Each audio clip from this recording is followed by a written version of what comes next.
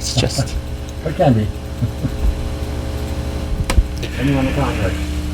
Welcome, everyone, to episode 367 of Just Joshing. I am your host, Josh from Pantalleresco. I write stuff and podcasts, too. I'm generally really tempted just to keep that little commentary that Dad just put in this as part of the introduction to this episode because, you know, seriously, for fuck's sakes, it can be a technical term. There's nothing wrong with that. But I digress. My guest today was none other than Lance Buan. Lance, the illustrator to the Cloud Diver. I've known him for about 20 years, actually, which is kind of scary to think that I'm that old. No, not quite that long, but very close. But about 15 years is how long I've known him. I first met him. Ironically, two of my favorite people that I've forever worked with came from the same store I worked at, which is in Kinko's in Calgary, Alberta, Canada.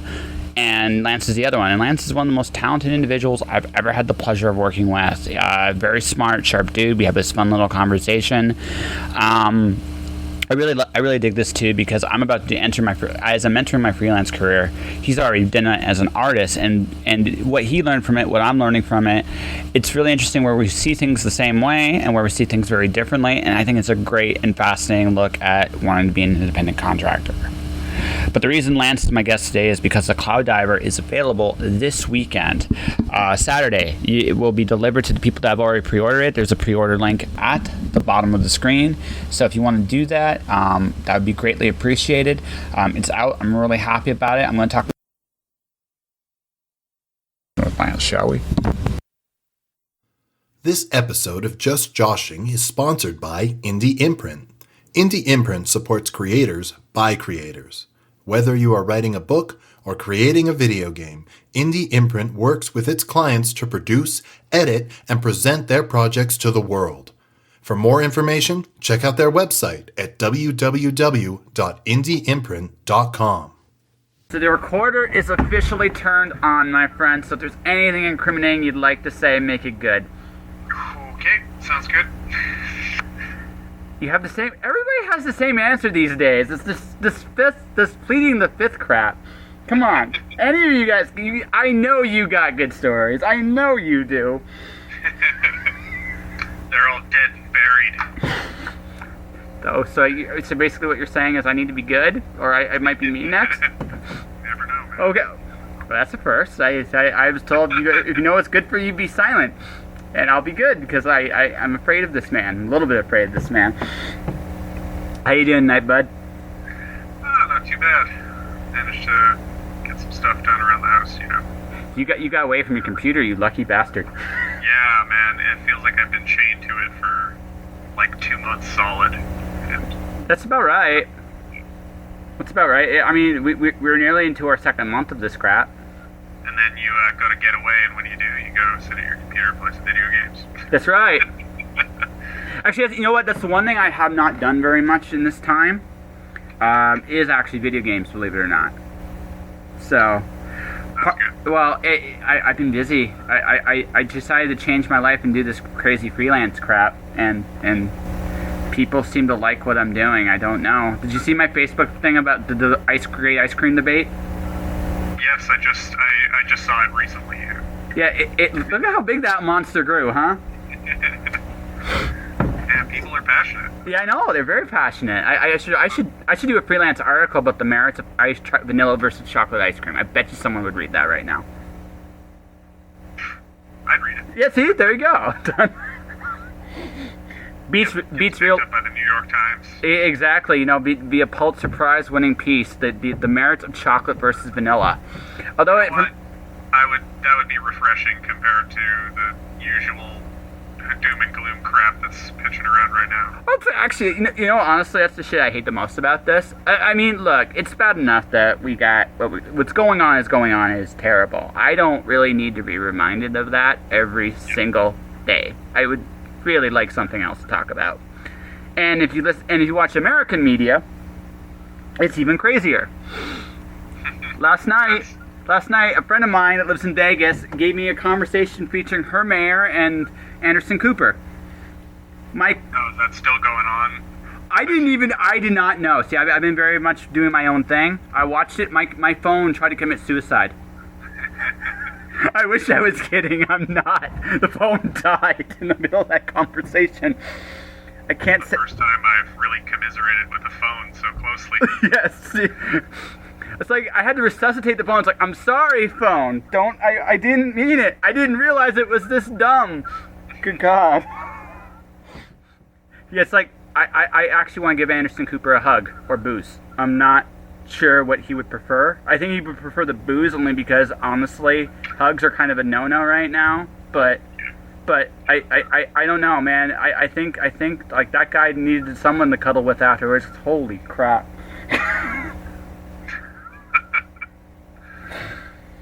But that's pretty much it. That's why I don't watch the news. It's like one of those situations where it's like I don't really need.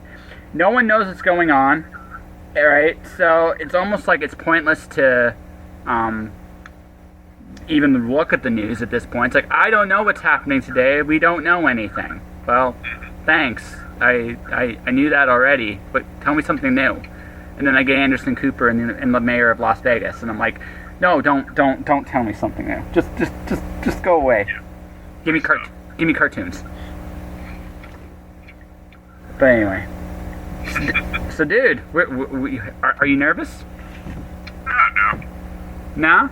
Nah, I do this stuff all the time now. Yeah. No, I'm not talking the interview part. I'm not talking the interview part. I'm talking about our book. Oh. No. No. No, I'm good. You good? I think it's good. I think we finally kind of like got what we wanted out into the world, and I hope other people like it. That's all. Well, it's my level of goofy, and people seem to like that. So yeah. So I actually can't wait till we get to the physical book, but that's going to be a little while yet because of this. But I know I'm super stoked. I'm super happy. So why don't we start with this? So I've known Lance, ladies and gentlemen, for 15 years. Yeah, that's probably about right. Yeah, that's about right. So I want to tell a story about how I met this man. I met this man at a Kinko's photocopier. Actually, 2 of my 3 artists I've worked with, I worked at this Kinko's. Florence Chan, who might still be the most professional person I've worked with all due respect, good sir. No, totally. yeah, no. I believe it. Yeah, no, it's like no one doubts that. If you meet Florence, guys, you will never ever doubt that because Florence is awesome. And that's a rule of life. But the person that was running Kinko's and kept it alive was Lance. And I'm not joking, ladies and gentlemen, it was him. Almost purely him. It was him and another gentleman by the name of Dave, who would do some of the work that Lance was doing. Dave was smarter than Lance at the time, I think. But definitely less stressed than me. Well, he knew. See, we were younger and dumber, and when you're young and dumb, you think we gotta get everything done. When you're older and wise, you realize this is a mess. I don't need. This shit. Yeah, exactly. But we have to get that beaten into us, some more than others. But we do have to get this beaten into us. Dave had it beaten into him already. It was your turn. So, but no, he kept it alive. To speak of the work Lance did in this place, in terms of printing, collating, creating documents. Is there anything you didn't do there? No. I mean, I didn't technically manage. Kinda did. Yeah, I kinda did. You kinda did. But oh man, that was as hard as making an ebook, apparently. Well, I don't know. I think the ebook, although it made you want to kill yourself, that there was more of a labor of love than what we went through there. Yeah. I remember, okay, so folks, this is one of the times I got fired, and they wanted him to fire me. Were they really that scared of me? I don't know. I don't know if it was just basically seemed more convenient to have me do it, or if they just didn't. Yeah, maybe they were scared. I don't know. I don't know. I was they just didn't pay. Like that was the thing. Like for me, they just did not pay enough money for me to care. I got there quicker than you, I think, a little bit in terms of the not giving a shit thing. I got there a little quicker, but Yeah. but I hope they. But the thing of it was just. I remember this. It was just like just fire him. I remember that was what you said to him. It's like just fire him. He'll take it, and I did. It was great. I mean, I was leaving in a month anyway. I was gonna quit that day too. It was funny. But the reason I bring all this up is I was genuinely impressed with just how skilled and talented Lance was even back then, and we've tried over the years to work on something together. And we'd hang out and jam usually on a regular basis. I would create and he would draw something and we would just hang out. So many a good time was had with that. So you kind of roped yourself into this. So why did you rope yourself into this? Into Cloud Diver? Yeah. Well, I don't know. Like you said, we always tried to work on stuff. We always wanted to do a project. Yes. And I don't know. I like this story immediately reached out to me. Just like visually in my mind, I was getting like really interesting images for it. Yeah, I don't know. It just felt, and it was also smaller, which was like after the last project we attempted was like yes. felt more manageable. Turned out to be just as big in a lot of respects, but it was just I think the challenge was something a little bit easier overall, right? And not in the sense of okay, we're not trying to make. We learned something really really really important, which was it's not about being perfect. It's about getting shit done. Definitely. Yeah. And also, like, this was our last project. It felt like we were trying to not reinvent the wheel, but like reinvent the entire transportation paradigm. Yeah. And this one was a little more clearer, even though it did shift gears on us a couple times. But that's all projects do that. all projects on some level actually do that. But you know, some of it was really really fun, and I know like. When we do the second book, so we will do a second book for sure. Well, you're going to do probably half first. I think I'm going to write that little girl mobster story. So, probably a cover. I'm not expecting much else to that, but who the fuck knows? I think that'll be. I think that's how what makes sense too is maybe the ebooks or whatever the digital versions are. Text in the cover, and then maybe if we ever get to the physical ones. We'll get to the physical. We'll get to the physical ones at some point. That's I'm hoping to do some internal illustrations for it too, but it just like after seeing how badly ebooks deal with images, I'm definitely more on the physical ones for that. Yeah, no, I get that. Oh wow. But no, I definitely no. It was like we just made something that was really simple, and and again for level 1, which is literally what this is Cloud Diver level 1. Simple's okay. I mean, we can always build on it and learn from what we learned on this project to do something else, which I think is the goal, which should be the goal. You know what I mean? And so I guess I'll ask probably the closest thing to a big question I'm going to ask on this podcast. You know, because you know we're such deep dive kind of people. What'd you learn doing this? Besides that, you hate ebooks. I don't know. Actually, in a way, I learned to kind of just trust the process a little bit more. Like, actually, yeah, this is probably news to you too. That Cloud Diver cover. Obviously, you've seen. Like, we went through kind of a few different approaches early on. And but this one, I kind of got like let's say the very loose version done in probably one sitting, and then I polished it up probably over I want to say 30-ish lunch hours at work. 30. I would just bring that and like my food or whatever, and probably only get like 10 or 15, 20 minutes of work in on it. But yeah. That's kind of how it worked, and then like I think I brought it to a conference, and that's where it kind of ended up getting finished up with while I was like watching some talks or something. Yeah, you watched some talks, you blew people's minds away with what you did, because that's what you do. That's what you do. There was a couple comments for sure. Yeah, it's a really like the cover's sexy. I really really dig the cover. like I said, when we do the interior print, I don't expect anything that sophisticated on the inside for a book one. Maybe if we do like a super sexy version, like we call it the super sexy version, then we go for that. But I mean, but the interview with the zombie is going to be in there if we do the physical print version. Because I really enjoyed my interview with Chester. It was surprisingly very fun to write an interview with Chester and Adam with an interviewer.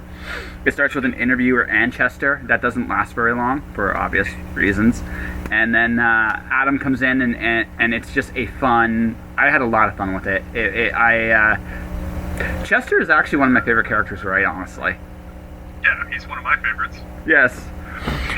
So who's your favorite in there? Like, who's your favorite of all the characters? Like, they make you kind of go, heh. It's hard to say. Like, I think I definitely relate to Johnny mostly, but I think Chester is he's like the mascot for me. Yes. Yeah. Oh, he's totally like. I mean, he's going to be in the little girl story too. I actually make him a nice zombie. I heard a comment from somebody's like, is there such a thing as a nice zombie? I'm taking that as a personal challenge. Can I make Chester nice-ish? Right? I'm not going to betray his character. He's a mob enforcer, kind of, sort of, but I'm going to add a layer to him that wasn't there before, just to make him a little bit more of a well-rounded character, because this is just how I think. My brain works in weird ways. There's nothing I can really say about that other than, look, dude, I spent all week, I literally wrote about how heavy metal and how writers can learn from heavy metal. My brain is just in these weird tangents right now. I don't completely understand it, but that's just where I am. So. Like Chester, deep down, you have an insatiable desire for human contact after all of this. Yes, exactly. Exactly. I crave the contact. Brains. No, I had a lot of fun. I had a lot of fun with that interview. I mean, but also, I like I said, I just like this universe. This universe is a lot of fun. I can play like with video game references all day long, and they work. Like, they all work, and I love that.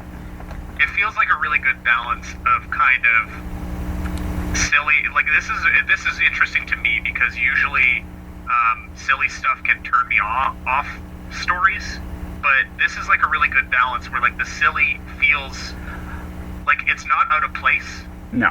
Strangely, and I don't know if that's just that Johnny makes it, or it's partially Johnny's nature. Like the reason. Okay, so there's two things I did in there that I think the reason why it worked.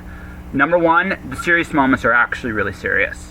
They're not played for laughs. They're played for, like, okay, this is a real thing. Like when Johnny goes back to Golden, or when he has to give away his, like when he realizes that his old life's about to go completely gone, right? There are moments that feel very real to the character, right? And his personal development. But at the same time, he's just such a coward. Right? And because he's such a coward, you can have fun with him, and you can put him in fun situations, and it works just as well.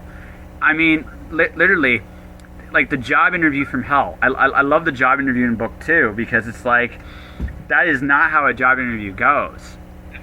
But it could go that way in Johnny's world, because it can, and it fits, right? Because Johnny can be that nuts. But then in the very next chapter, Gunblade's punching him in the face a lot, but he's actually contemplating his purpose in life. Like, what's he here for? What's he here to do? These are big questions, and it's because I can. Again, it's a roller coaster. There are ups, there are downs, there are silly shit, there's serious shit.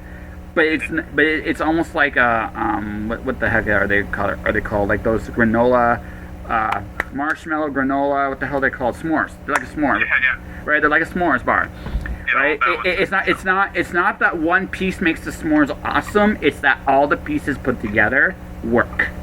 Yeah, maybe it is that sort of like life is stranger than fiction situation where like it is the fact that it's so chaotic that it kind of works somehow. Well, life's unstructured. Like, no matter, like as much as we like structure, man, like, it's not. I mean, look what's going on today. Like, I don't, like literally, we are waking up tomorrow, like, every day we go to sleep, You're waking up tomorrow right now, not sure what is going to happen, right?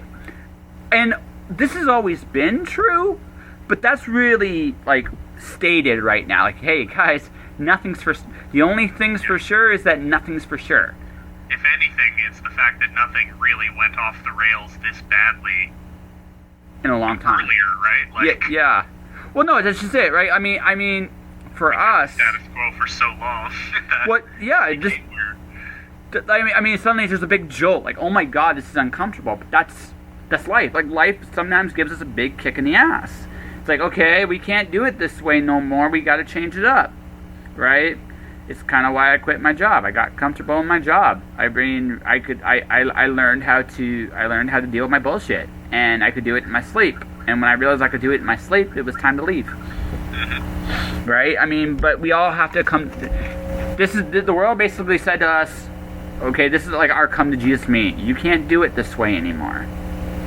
Well, yeah, and like I think it's one of those hindsight things too. I think anyone that knew anything realized that this was a significant risk Oh yeah. that was unaddressed at this level. Obviously, it's honestly way worse than anything we've ever faced before in terms of infectiousness and all that. But I'm not a scientist. Just not trying to sound like a scientist. No. Like on the flip side, it could have been a lot worse. Like it really, like honestly, like I'm not trying to downgrade this, but the fact that the body actually can recognize this as an invading thing instead of something that goes all the way in, that's actually a good thing. As contagious as this is. Yeah, the death rate is relatively low comparative to other things. Yeah. There are other things that could have been. There wouldn't be no social distancing, dude. Yeah, no. There are other things this could have been. It's just like it could have been worse. It obviously could be better, but it's not the end of the world, and this will pass at some point. And at some point, we'll be going out again and living life again. Even though I do hope it's a little different. There's things I don't miss about how things were, and I kind of hope some of those things stay. Now, there's some other things I do miss. I miss hugs. I miss hanging out with people I care about a lot. I do miss that a lot. And that opportunity will come again, I know. But, and we definitely got a bit of a long road ahead of us economically. I mean, that's life too. But at the same token, I mean, change is always uncomfortable. It's the nature of change. And we don't grow unless there's discomfort. It's just how it is. Yeah, man, I feel like it brought a lot to light too. Things like, I don't know, just socioeconomic status and the way, like this, I feel like this is that minimum wage hike on steroids of like, the people that used to say, oh, like people don't deserve $15 an hour for minimum wage.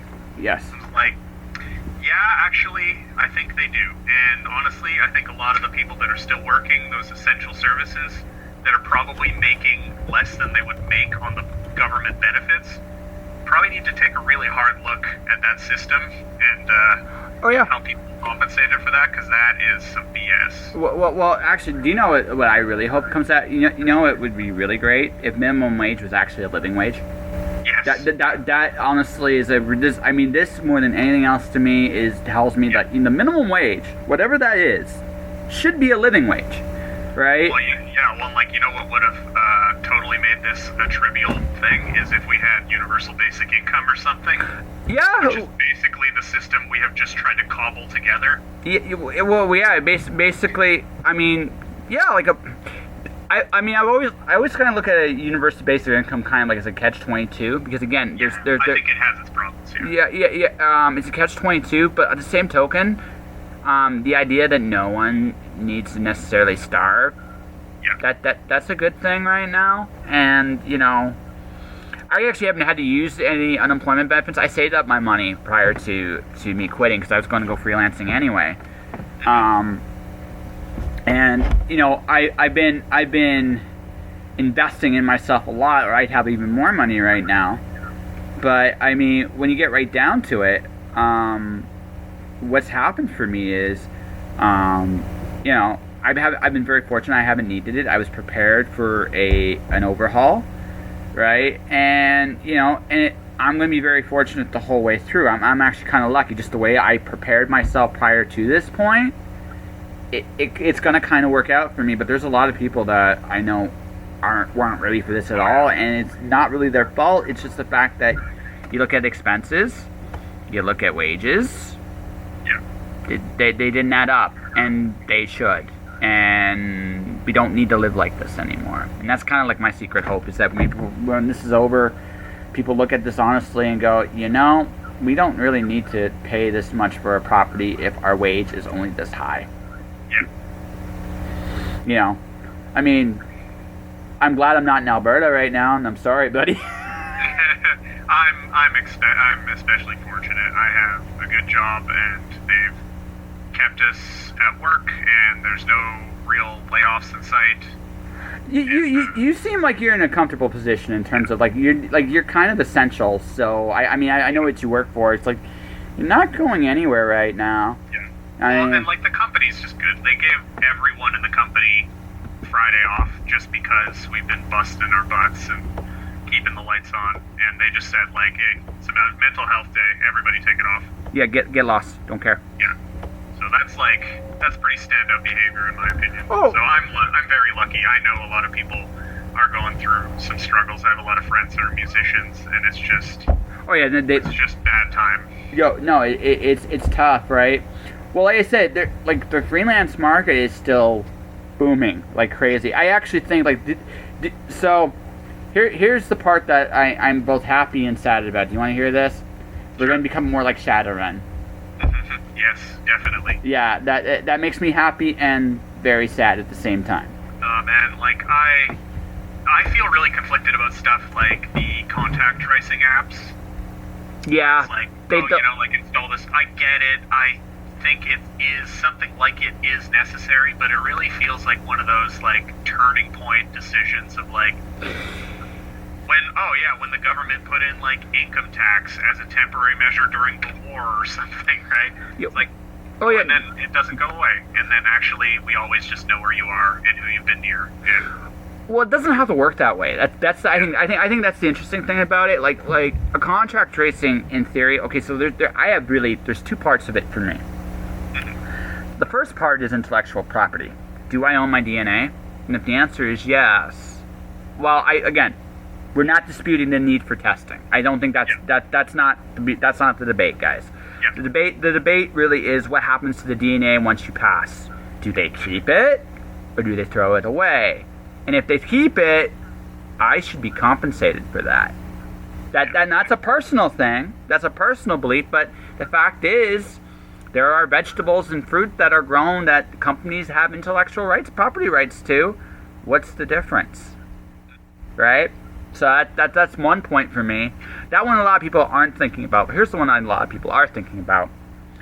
I don't really like the idea that companies are giving away are coordinating all this information into one spot. That's not. You need to. Makes it exceptionally easy, right? Yeah, well, it's going on right now. I read an article the other day about what companies are doing, and it's the contact tracing apps. A lot of them come with that tag. You don't need those tags in there. You can I saw there's a Canadian genetic company that built a little basically homemade test, almost like a pregnancy test, right? So, and you can take the test and you can find out if you have COVID. It's pretty accurate. You can figure it out within an hour. They already know how to do it where they reduce it to a half hour. I'm expecting those to be, and because they're handheld, I'm expecting those to be relatively circulated fairly soon, right? And during this particular point in time, it makes a lot of sense. We want to figure out where the infected areas are. So maybe we don't shut down a whole country, we shut down a section, right? If we need to shut one down. Theoretically, that makes sense. I don't think Google needs to know anything about it. I don't think Amazon needs to know anything about it. I don't think Facebook needs to know anything about it. I'd rather they didn't, to be fully honest with you about that. You can have one without the other. Yeah. Right. Sorry if I got us off topic there. No, it's okay. To try and solve world problems here. No, it's all good. No, that's my opinion. Is there anything you disagree with what I'm saying, or is am I pretty? I think all that data is often aggregated by either third parties or companies. Right now, they buy all the separate sources and aggregate it themselves. But it's pretty unprecedented to have it all automatically there. So, and I know a lot of governments are trying to put measures in place to say we will handle it properly. It will never get into the hands of a business. It will be destroyed. All that stuff, but it's hard to trust, like, especially something like the U.S. government when they've had a pretty bad history with that already. It's government. You almost have to expect it because it's government. By its very nature, they're going to screw it up. That tends to be. Well, I just mean like stuff like PRISM and like already have plenty of history with monitoring. Yeah, no, that's true. I'm not going to dispute that one. Yeah. I mean, that's where we're at. Like, we're at a very interesting point in that we need to make some decisions about what to do with that information. And I mean, hell, guess what, buddy? That book 2 deals with intellectual property. So guess what we're doing a lot of. Perfect. We're just predicting the future. Over. Do you know how terrifyingly bad I felt that? Okay, because we're not going to spoil everything, ladies and gentlemen, but there is a cold-like virus as part of the principal villains in there. I kind of felt like I predicted the future, and I felt really, really bad about that. I mean, it's more fun than what actually happened, but that was depressing. I gotta tell you, that was a very depressing day. Yeah, you never really want to be right. No, something like that. No, it's like. Did you want to be right about that? No, I really didn't. I had fiction. That was it. It was a fictional idea. I mean, the only actual difference was, so I was right about how the United States would react to it. But Boy Life was the United States. I was, good God, I was dead on. I was dead on. I need a drink. God, I need a drink.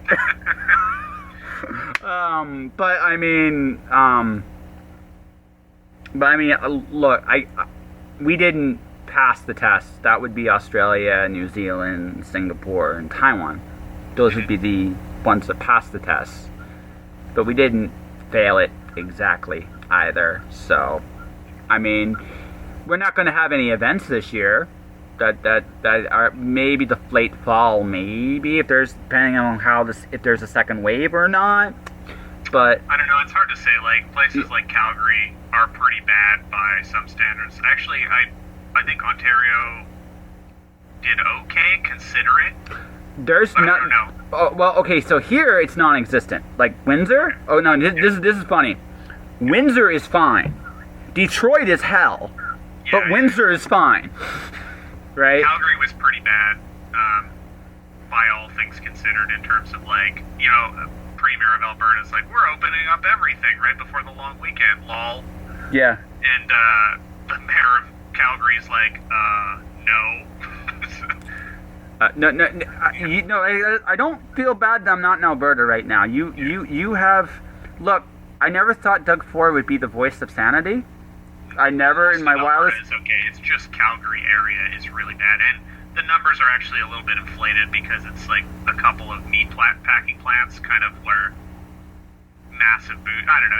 It's not good, but I don't think it's necessarily. It's there. Well, the other part about this for me is I see a lot of. Okay, so let me make 2 provisos. If you're a small business person with a shop that you had to shut down and you're probably going out of business, you have every right to be pissed off right now. Oh yeah. And Alberta, or specifically Calgary, I feel so bad for restaurant owners. Like, they were already hit so bad by the downturn, and then rent got hiked. And it's sped up. Like we were talking about this before I left. Like, it sped up what I thought was going to happen in Alberta. But I figured it would have taken a year to get to the point you're at. But because of the virus, it took a month. Yeah. It's going to be an interesting turnover I think in all local businesses. Yeah, well, no, absolutely, no, it impacted everybody, like, to a huge degree, but, I mean, some businesses, if you had an online model for your business, you were fine. It wasn't, like, it didn't break you necessarily if you had that. Where you didn't, if you didn't have one, if you're a bar or a restaurant, you don't have that luxury, you're completely a storefront, you're fucked. Like, there's no, right? Yeah, exactly. Right? So, I understood that. I understand if you're immunocompromised, like, that you'd be a little bit panicky, because, let's be honest, I mean, yeah. That's totally understandable. Yeah, that one I can totally, like, I totally get where you're coming from. I don't, like I said, I'm not the panicky type, but I get it. You're a little bit more at risk than I am. Everybody else, though, for the most part, I think are a little crazy, and I'm like, okay. So there's people like me who are looking at, like, how can I make money like this? That might be crazy too. I don't know, but that's my attitude. And then there's everybody fighting everybody about how the world works, and I just would rather we didn't. I mean, we have bigger concerns than who's responsible for what right now. Like, you know, like, getting through the day right now seems like a good challenge. I would rather just worry about that. We can play the blame game long after this is over. Yeah, exactly. But that's my opinion, and I let people. But I mean, hey, live and let live. I mean, that's what I've been trying to do. Sometimes it's hard, but that's what I've been trying to do. So beyond that, how is Allie? Is she doing well in this? Oh yeah, she's making it through. Still at work. She has like a smaller office, and they kind of just have been, I don't know, being safe about it, but still going to work, still trying to make it happen, I guess. Not from home yet? Not from home, no. There's this smaller company, and their IT systems are pretty poorly set up, so they just weren't ready for it. No, I get that. Yeah. Sucks, but I get that. No. Give her my regards. Tell her, like, tell her I had my best there. Let me think here. Well, you're in an interesting spot right now, because you've been dabbling in the art thing, but you've been very successful on the corporate side of things, and more power to you, because you're a very talented dude. Mm-hmm. Now, obviously, you have other priorities coming down the pike soon enough. True enough. but what do you want to do? Like, do you want to just keep, like, creating on the side and while working the job? Do you want to move into creating into a full-time gig? What do you want? Like, what does Lance Buan want in his life at this point? Because you can pretty much do whatever you like. Like, you definitely got the talent for it. I think I would get there. So the last time I tried doing creative as a full-time gig, it didn't go particularly well in terms of I was super focused on basically trying to do something that was monetarily feasible. So I was like looking at like all of the things that I could do or wanted to do, and basically putting them through the lens of what of these is going to make enough money so I can eat and have a house to live in, or rent or whatever, basement. My house, that's a stretch. Okay. You know, it's Alberta. I understand. Yeah. So what can I do that makes enough money that I don't go homeless and can still feed myself and, you know, contribute to this relationship I'm in? Yes. And I think that lens actually really warped I just like my relationship with creating. It just didn't have good effects.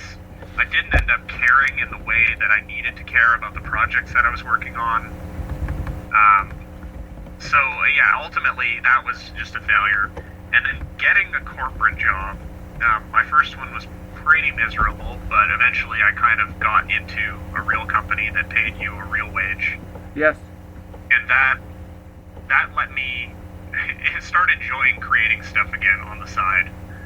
So I think it's an interesting thing. Maybe at some point I'll be secure enough that I could make the leap, or maybe I've done enough side stuff that it's promising enough, and I don't feel like it's too much of a risk. But Okay. yeah, I'm never gonna stop. That's for sure. Okay, so can I ask a big question? An actual, legit, serious, big question. Yeah, for sure. Chasing money or chasing happiness? Do you feel like your big mistake the first time was you chased money over possibly chasing your happiness? Yeah, like I said, it was definitely shoving everything through that financial lens was a horrible mistake. Yep. I think. So here's the thing. This is the thing that like art school and some people online are actually preaching the truth here now. It's like it's tough. It's really tough to just come out of the gate and skip over to like 100% creative endeavor. You need to pay bills. You know, like that's just how it happens. You can adjust your life to accommodate that, and that's kind of what I tried to do to give myself the most runway, was to minimize my expenses, minimize the amount of work I needed to do to pay my bills, and then try to spend every other hour of the day creating. But I think a lot of people are probably just as well off with a part-time job, and you'll probably have your bills covered and have more energy for creating than trying to jump into it head first.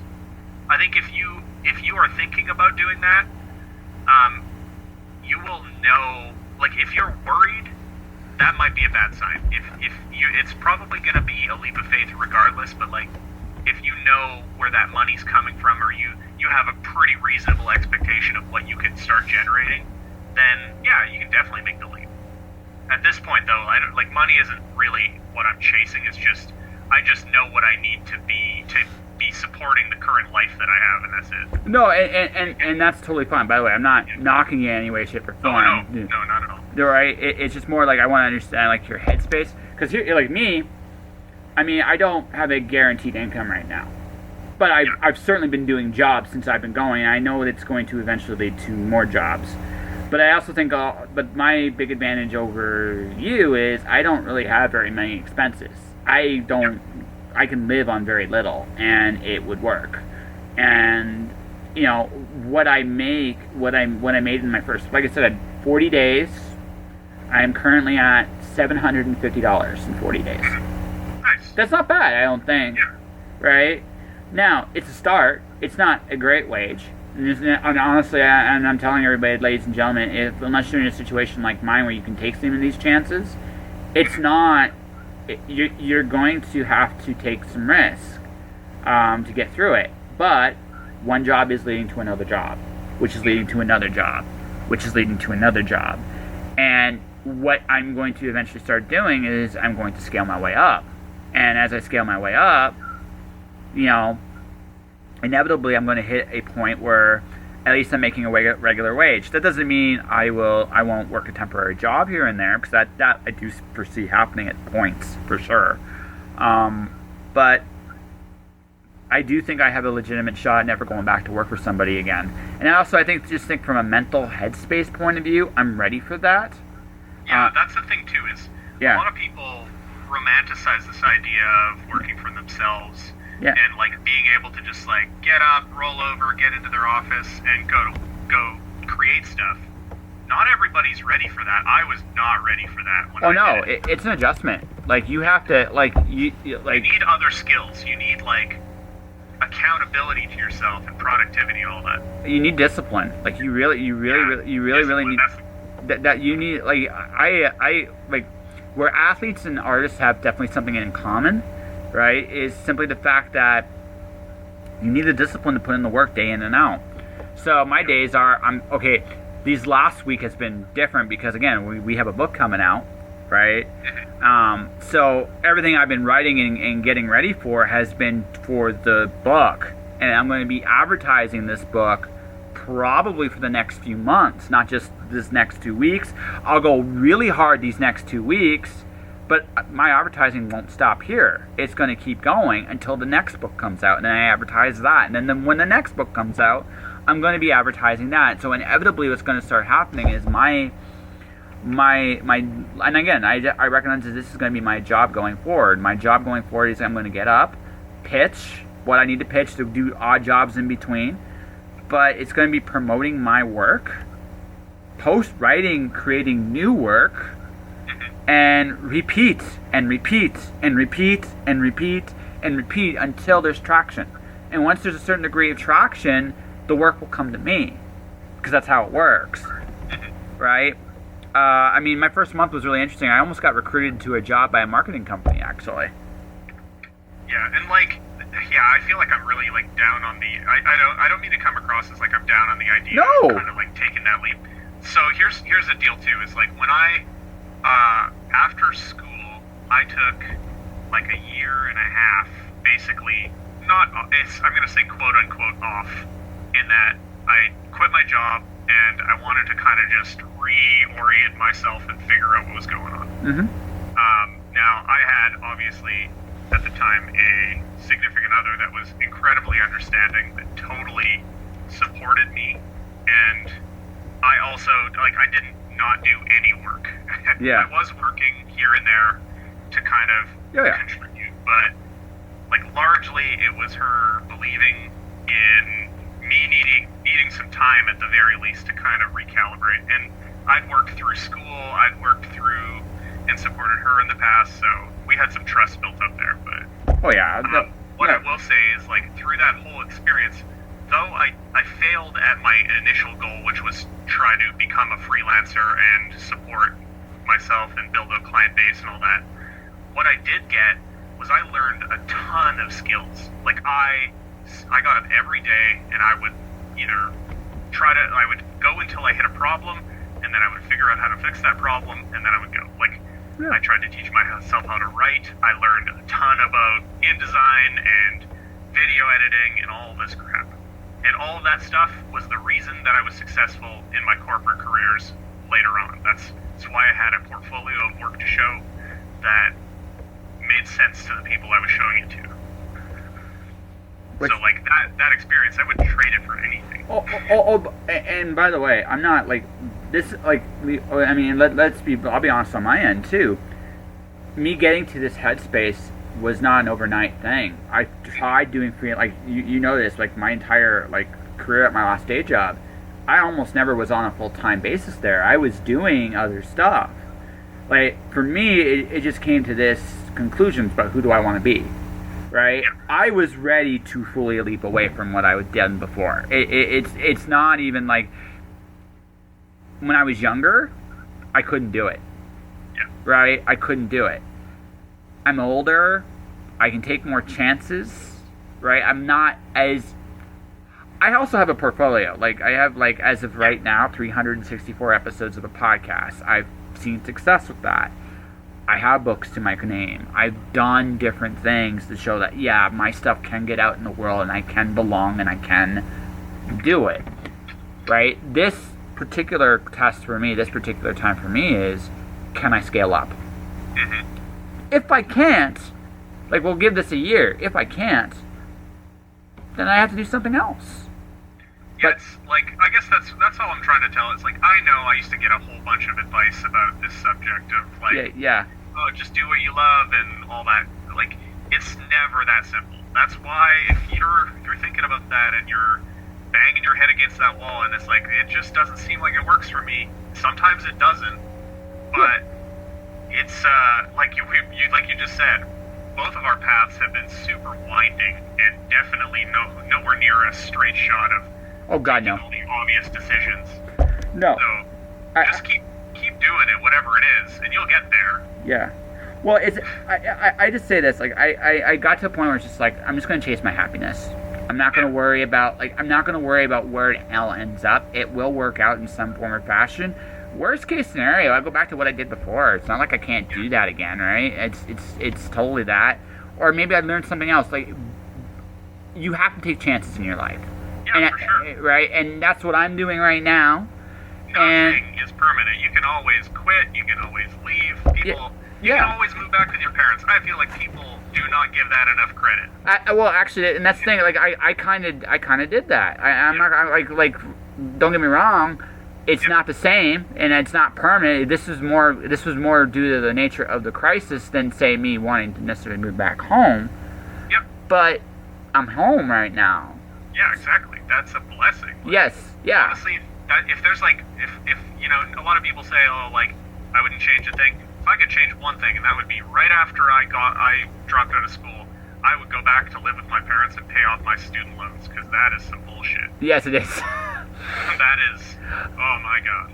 Yeah, no, but I mean, and people are going to be stuck with student loans forever. That's just how it works these days, man. That's just how it works. You know what? Like, that's if I could do one thing, that would be it. It's like, actually, I feel like I would be far more ahead at a lot of things that I want out of life if I had done that. Yep. Like I said, but for me right now, and just where I'm at right now is I'm rebuilding. I'm creating a brand new life for myself. Either this will work the way I foresee it, or it won't. If it doesn't, I'll try something else. Or maybe what I'll do is I'll end up going back to BC.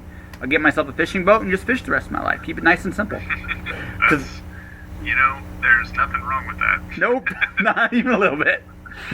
Not even a little bit. But that all said, I am planning on finishing this series. So it's going to be at least 4 books. Probably maybe a little bit more when you include the side quest stuff. But 4 books for sure. And we have our first one, which is The Cloud Diver, which is out. Will be out the day after this airs. So, anything you want to say to readers? Oh, be gentle. If you don't like it, just don't tell us. So that way neither of us are crying. If you see some ebook related problems, email Michael through. Email Josh. It's his fault. It's not mine. I hope people like it, and if you do like it, hold out. There's going to be at a least physical version, hopefully, and it's going to have a bunch of great stuff in it. Yes. So how can people find you if they want to find you? Man, just whisper my name in a raven's ear. Okay. I'm online. I'm on social media and stuff, but I really don't engage that much. He's the shy artist type, like legitimately, guys. I lurk on social media, but I don't really post all that much. So it's not really that beneficial for anyone. You can find me if you search me by name. So I'm going to tell one funny story about you before we wrap up. Is that okay? Yeah, for sure. So we did Calgary Con one year, and so this dude cleaned up our table. I remember one time he goes, "What do you want me to do?" Like, so Lance has this incredible ability to paint like classic style paintings in his sleep. I don't know how the fuck he does it, but he does. So this is what he would do the whole weekend. He would paint something, someone would see it and buy it. Like literally that day, like within an hour of him painting it. So he did these classic paintings for a little bit. And I'm like, okay, that's impressive. Then he said, okay, I'm going to do acrylics for video games. What do you want to do? And the one I remember the most is he did a really cool double dragon one. You finished it. I remember this. You finished it in like within 5 minutes. Someone came up and bought it. I remember that so well. Just like you put it down, someone walked to your table, looked at it, and went to you how much. Like you have that ability, man. Well, that's honestly, since I was a little kid, that's all I've ever wanted. Like I remember my teacher or mom or someone asking me, "What do you want to do when you grow up?" And I had just taken some garbage personality exam that told me I should be like an actuary or some garbage career. What the hell? An actuary? Yeah, an actuary. I mean, actually, you know what? As an adult, I'd probably really enjoy being an actuary. Yeah. But as a kid, I was like, that sounds like bullshit.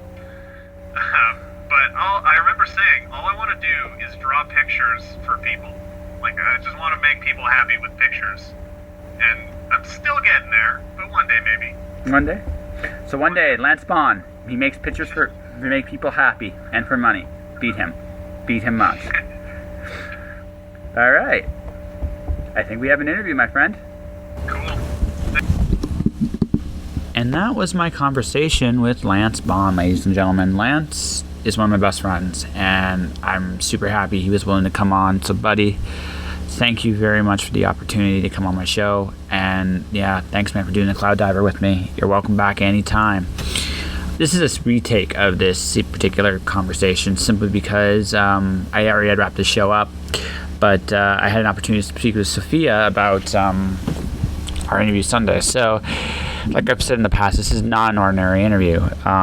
There's going to be my usual little bits of chaos here and there, but this is about Sophia, because I am a big fan of her as a person, as an artist, as a performer, and I want people to see just how awesome she is. And our big focuses on this fine interview are going to be two things: her music career and resilience, and her song Endure, which is her newest single, which I can't wait to premiere. It's a great song.